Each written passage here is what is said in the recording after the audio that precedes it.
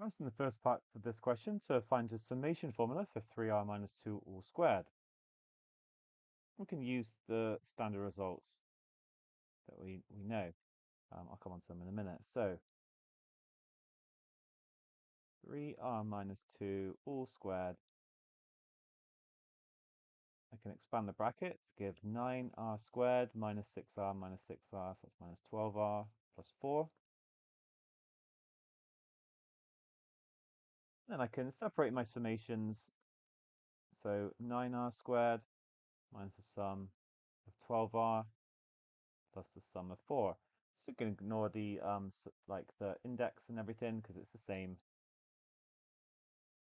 Then 9 times the summation of r squared minus 12 times the summation of r plus 4 times the summation of 1.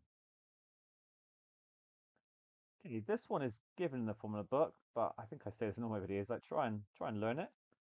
So 9 times 1 over 6 n plus 1 times 2n plus 1. The next one is then a half n plus 1. Not going to prove any of these here. Plus 4n, because I'm summing n lots of 1. Just keep in mind what we're trying to get to. In fact, I'll bring it down. Because it can guide us along the way. What we don't want to do is like expand everything.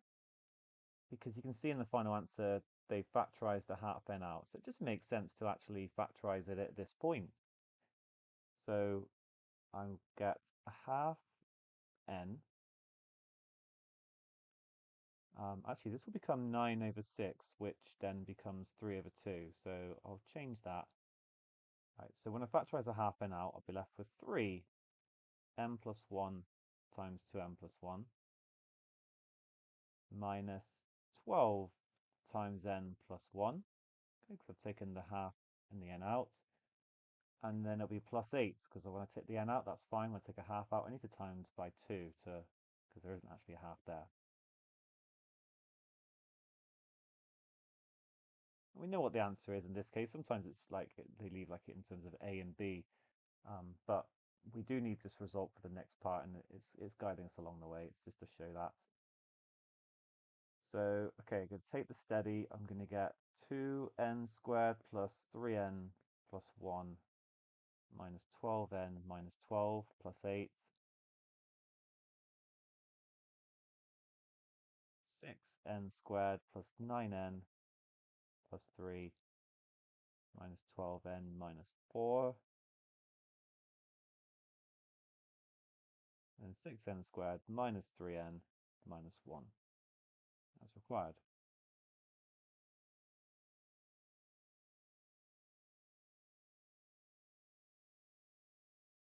Hence, find any values of n for which this summation is true. Right, well, we've got the left-hand side, albeit at the moment we've got 1 to n and we need 5 to n. So what we need to do is take the sum from 1 to n and minus the sum from 1 to 4.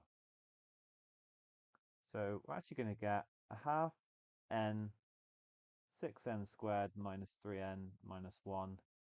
And I'm going to be minusing a half times 4 times 6 times 4 squared minus 3 times 4 minus 1.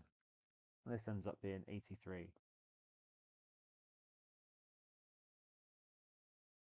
Now I've just got this summation involving a cos term to look at. I'll do that over here. Okay, I'm just going to write, it's always a good idea just to write down the first few terms to get a feel for what's going on. So I'm going to get 1 times cos pi over 2 is my first term, and then plus 2 cos pi, plus 3 cos 3 pi over 2, plus 4 cos 2 pi. And it continues in that kind of pattern. You know what, I'm going to write down another 2 terms. So plus 5 cos 5 pi over 2, plus 6 cos 3 pi. Okay, now there's 28 terms, but actually cos pi over 2 and cos 3 pi over 2 and so on, when you have like an odd multiple of pi divided by 2, we always get 0. So in fact, these are just going to cancel out. And then we're left with 2 cos pi plus 4 cos 2 pi, etc.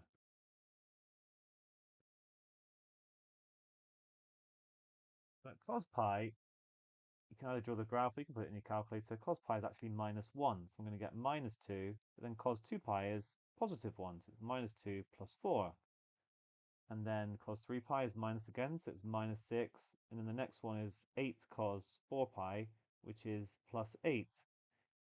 And it's going to continue like this. So we had 28 terms, but half of them are 0, so we've got 14 terms. But we can actually pair them up now into 7 pairs of 2.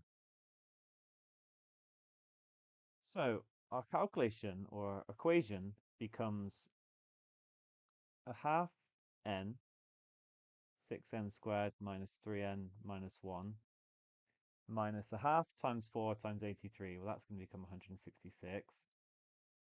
Then plus 103 times 14, because I've got 7 pairs of 2 here. And that's going to equal 3n cubed. And we've gone from summation notation to a cubic. When we expand this out, we'll get 3n cubed minus 3 over 2n squared minus a half n, and then minus 166 plus 103 times 14 gives plus 1276. That's equal to 3n cubed. And although it was a cubic, actually these cancel out. And we can just solve directly from here.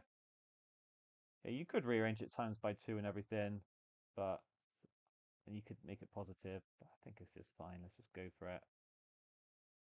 Okay, it has to factorize. N has to be a whole number, but that's a little checking mechanism that we can use. So minus 3 over 2 minus 1 over 2, 1276 gives us 29, or minus 88, 88 over 3.